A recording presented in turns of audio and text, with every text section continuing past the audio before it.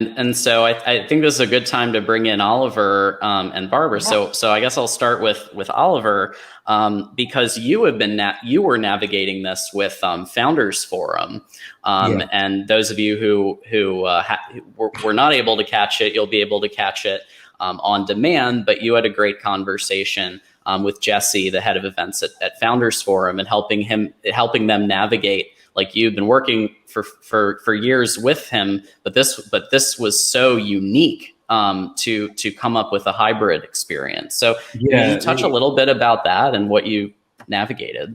Sure, yeah. So we sort of supplied them with our traditional tech, which was just an event app. So within that event app, which I think we have insane download for it, it's like 98% of the delegates download it before COVID, before anything.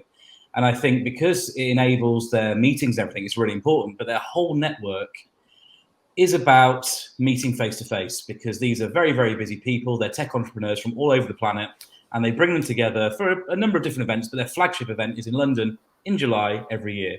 And obviously, last year it didn't happen because of COVID, and it was their 15th anniversary. So it was a really important one. So they had to kind of pause that. And Right. then this year they moved the venue, so there's more open spaces in the venue they chose in the United Kingdom. It was one of the Soho House.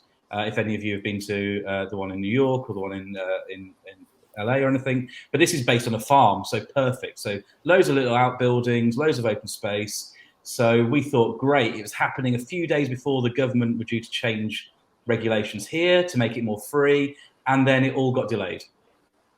And up until the day, there was conversations at every department of government at the very highest level to try and go, can we still do this? They had COVID testing on site for everyone. They had a few people that had to obviously be turned away because they had a positive test and they were taking zero risks. But what we did is we'd obviously already got this platform that you guys are using now. But when we built this part of this front end, we built that into our app. So the streaming and everything was part of the app. And we thought, hey, some people might just choose to use the app as opposed to the web platform, and that's fine. What Mhm. we didn't expect, and to Erica's point, you've got the virtual delegate and you've got the in-person delegate. We Right. discovered this whole new type of delegate that no one ever expected because things were a bit weird still. It was the first business to business event in the whole of the United Kingdom. The first. It was the only one allowed to go ahead, and you had some senior politicians and things came as well. What we didn't realise is like, I was looking around, and so the 500 main person room was restricted to 80 because of social distancing, and we thought, okay, that's going to be full all the time. But then I was like, hang on a second, there's a main session going on there, and it is fairly full, but there's loads of people around looking at their phones. What's going on? And they were watching Hmm. the live stream on their phones, but physically there at the venue. So I got chatting to a couple of them. I was like, why are we doing that? He said, well, we love to meet everyone and we're going to do meetings outside, but I just don't feel comfortable yet going into a room, no matter how spaced out it is. But I don't want to miss it. So I wanted to be here, so I'm here. And we were like, wow, you're a new delegate that no one's thought of. Where's Yeah. it coming from? And I think, thankfully for us, we thought that it would get used in some way, shape, or form. We didn't realize it would get used like that. So it was a very, we had to turn that around in like 2 days, and there was always a plan for it, but we didn't expect it to be used to that level.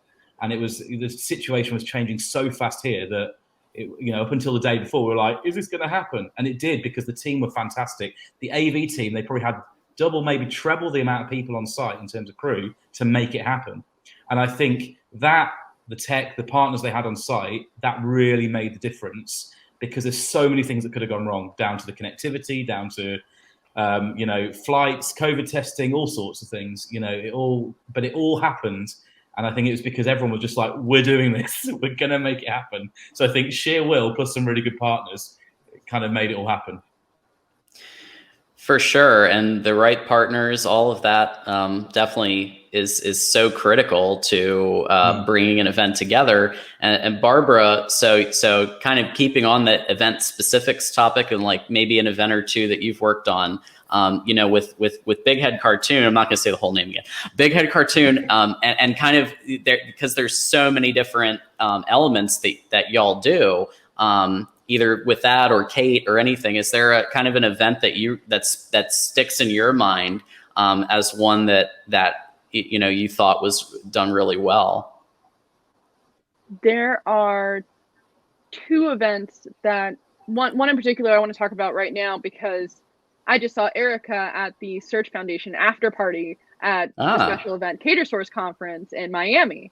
And we had a hybrid activation at that event. It was a lot of fun. And what I love about it is, even though a lot of complicated technical aspects go into a virtual or hybrid component when you bring in streaming, it's the same on the back end for us to do virtual as it is hybrid. And that was great because we did tech check. We checked, like Oliver said, connectivity. We checked how it looked with the screen. We had it on a larger screen so that people would be engaged and brought in, so they would want their caricature drawn. And it was great. It was uploaded to a landing page. You got to it with the QR code. It's the same as we do with virtual. So it flowed really well. And something that's different, and one of the reasons why it goes so well is we have great team members. We have great digital caricature artists, because I never would have thought before being told that our artists have dual monitor setup. They have an electronic iPad attached. They're using what a lot of event producers are using for broadcast, that software to make themselves on the screen with their video, with their drawing next to them on the screen as it's being drawn. And then they pin the attendee in the same screen so everybody knows who's being drawn. So it's a very, right? Like it's so amazing that we're able to do that and have such amazing artists on our team. But it went really well because we did tech checks, because everyone was onboarded on our team to make sure that the branding was on point, that everything was there beforehand. So that event in particular, I think, went really well recently. And that was a little over a month ago. Wow. It's crazy how time flies. And this whole kind of environment that we've been in, like, Barbara, you and I met on Clubhouse. I mean, That's right. just what's been happening the last 12, 18 months in terms of people meeting each other. And now we're starting to go to some face-to-face or some hybrid with the face-to-face component. And we're starting to see people that we met on a Clubhouse or on a Zoom. So it's so crazy.